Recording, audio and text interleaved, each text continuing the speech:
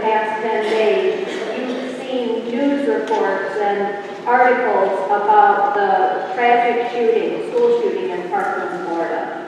And where 17 children and teachers were killed that day. And since then, since this past Wednesday, you've also seen reports about these young people, these students coming together and rising up out of that tragedy, and how they have gone to Washington, D.C. to meet with lawmakers and gone to Tallahassee, Florida to meet with lawmakers there as well.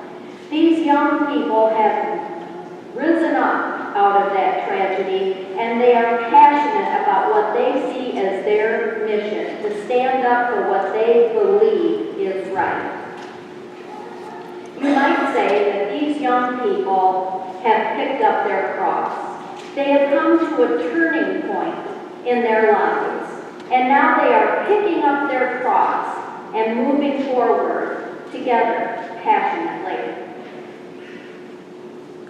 The cross is their mission. You know, sometimes I think we get that confused. The tragedy is not their cross. They had no choice about the tragedy. The cross is a choice whether we pick it up or not. And these young people have picked up their cross. They reached a turning point where they had a choice about how they went forward. They had a choice as to whether they would just stay back, grieve for a while, and go back to school and eventually adjust and just move on with their lives. But at that turning point, they made a choice to pick up their cross and pursue the mission that they see is their call. We all reach turning points in our lives. A turning point is a time when, most of the time, out of a tragedy, we decide that we're going to go a different way. It makes a difference in our lives. We're going to think differently, act differently, pursue something new. We're going to live a different way. That tragedy or that life crisis could be a divorce, an illness. It could be the loss of a spouse, a child, our parents. It could be giving birth to a child with handicaps. Those tragedies come in a variety of ways, those life crises that catch us up. And it's at that point where we are at a turning point, where we make a choice whether from that point on we're going to be different, because nothing's going to be the same after this occurrence, after this life crisis. We know that we'll never be the same, but how do we go on? Do we live differently? Do we think differently? Do we act differently?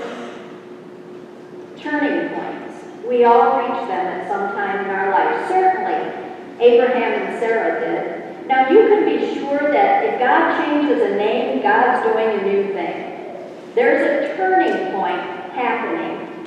And when God changed Sarai and Abram's name to Abraham and Sarah, you can be sure he's doing a new thing.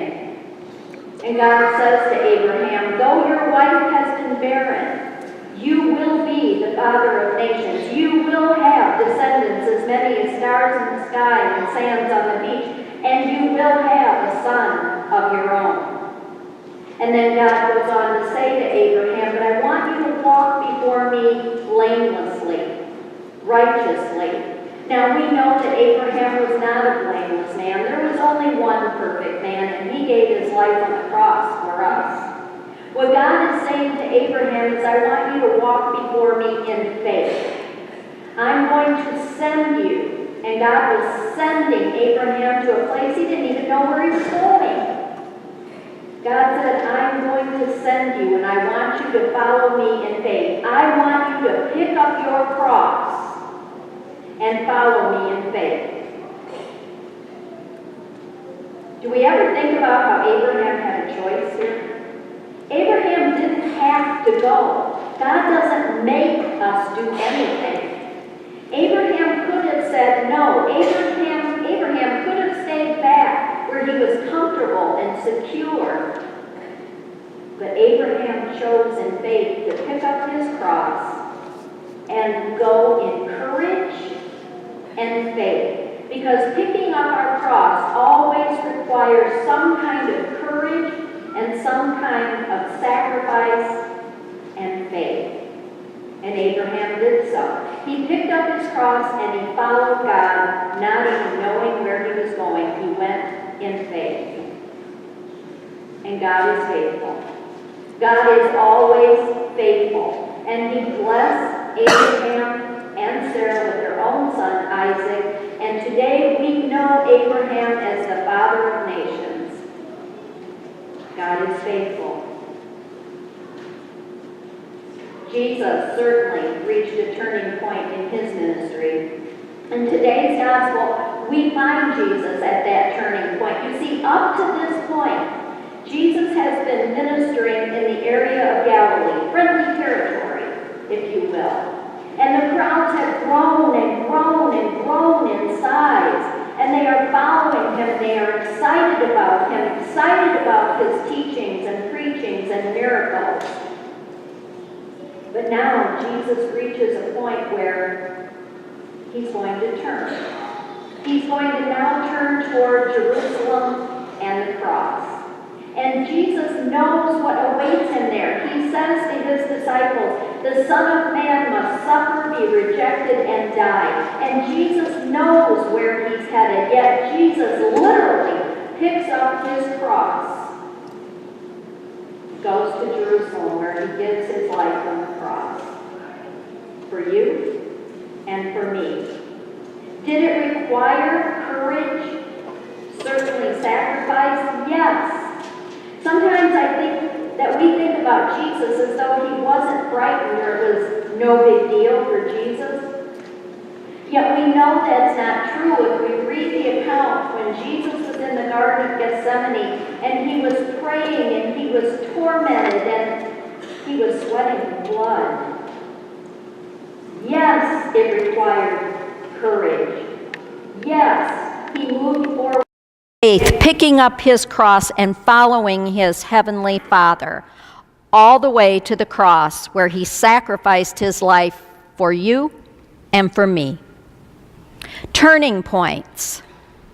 Turning points. Certainly the disciples found themselves at a time when they were at a turning point. Think about those disciples. They've been with Jesus for all these months and years. He was their friend, their Lord, their teacher, their mentor. They had been excited to travel with him. As the crowds grew, it became even more exciting as they watched the miracles and the teachings and the preachings. It was an exciting time for them. But now they have reached a turning point as well. Do they go on with Jesus to Jerusalem? Knowing that Jesus tells them, if you want to follow me, you will have to pick up your cross. The disciples know what could lie ahead for them, the same future as Jesus will meet. Do they go with Jesus or do they stay behind, where they're safe and secure, where they're with their families? Or do they sacrifice their safety, their security, their income, their families, everything that they have known? Do they sacrifice in order to turn toward Jerusalem and follow Jesus? Well, we know they did. They went with Jesus in faith. They picked up their cross and followed Jesus. And Judas betrayed him. And John died an old man on the island of Patmos. And the rest of them were martyred for the faith. They were killed. They were crucified, beheaded, stoned, beaten, stabbed to death. Abraham, Jesus, the disciples were all willing to make the choice when they reached that turning point to leave behind all the security, safety, everything they've ever known, to pick up their cross and follow Jesus in faith. Yes, it requires courage. Yes, it requires sacrifice. How about us? How about us? I know for myself, it's pretty easy for me to let myself off the hook, if you will, because often I think about cross-bearing as these big callings, big ministries, big missions, if you will, being called to ordained ministry. I'm not called. Being called to travel to Africa or another country. I haven't been called. I haven't been called to travel to our state capital or anywhere else to protest. That's not been my call. And so it's easy for me to kind of let myself off the hook and think God hasn't really required a lot of me. But the truth is, I offer that we meet those turning points every single day. Numerous times a day, we reach those points where we know what Jesus is calling us to do. We know where He's leading us, and we have a choice to make. Do we stay back here, the point of least resistance, where we're comfortable and safe? Or do we pick up our cross and follow Him, where it requires some courage and some sacrifice? Happens every day. Where we are called to give some of ourselves, and often it's when we feel least capable of giving any more. We feel empty, we're busy people, we've run around all day long. And then somebody needs a volunteer here at the church, or on a Saturday at Love Your Neighbor Day, or at one of the local missions. Somebody needs a volunteer, but Saturday's my only day to rest. There's the turning point. There it is. Do we stay back here where we're comfortable and not a lot will be expected of us and we can do what we want to do, or do we sacrifice some time, some effort to go help? There it is. That's where you pick up your cross. That's where you sacrifice. How about sacrificing some of our time, and how about sacrificing attitudes and emotions, and how about sacrificing when we're in the store and you get behind that person who's writing a check, or the elderly person who can't find their money, but you're in a hurry because you have somewhere to go because we're so busy, and now you're impatient. You're impatient and you start to sigh back and forth, move around. What if we sacrifice that impatience and instead we were patient and compassionate to that person? What about when we're in the store and we're in a big hurry and we've got so much to do that we need to get done, and you see that person down the aisle that is going through a hard time and would benefit from maybe a short conversation, but we're about ourselves and how busy we are, so you duck down another aisle. I confess, I've done it. You duck down another aisle so you don't have to run into the person. What if we sacrificed our busyness and we went down that aisle and we gave a few minutes of our time to someone who just needs to talk? There it is. There's the choice. There's the turning point. There is the cross. What about if we sacrifice our unforgiveness in order to forgive and be merciful? What if we sacrifice our anger to be kind? What if we sacrifice and we're humble the next time that someone offends us or corrects us?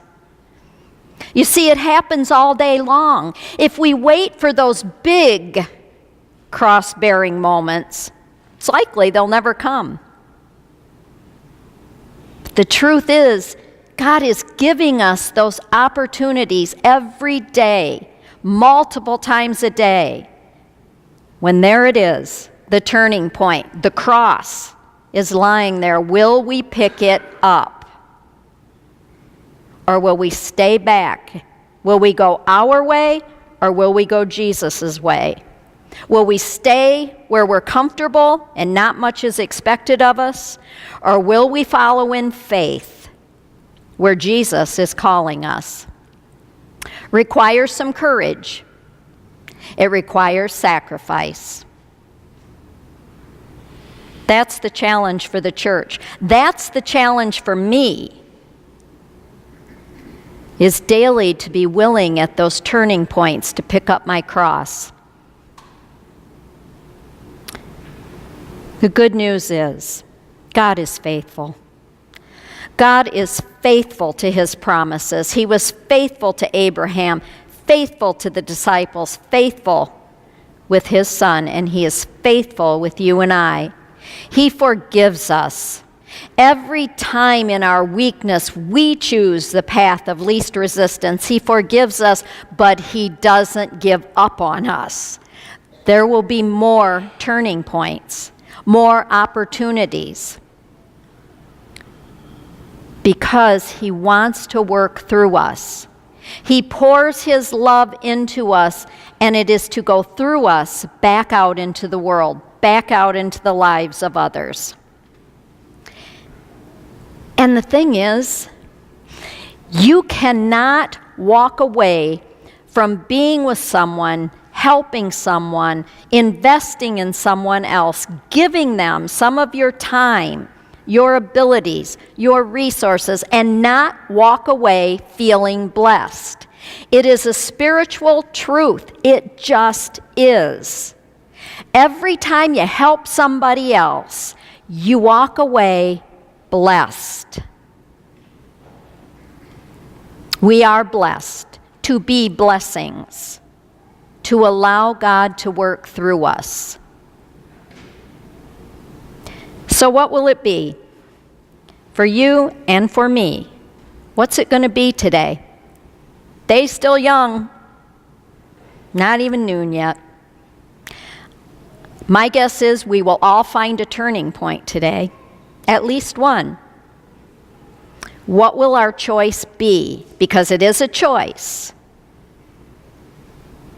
Will we stay here, follow our own way, or will we pick up our cross and follow Jesus?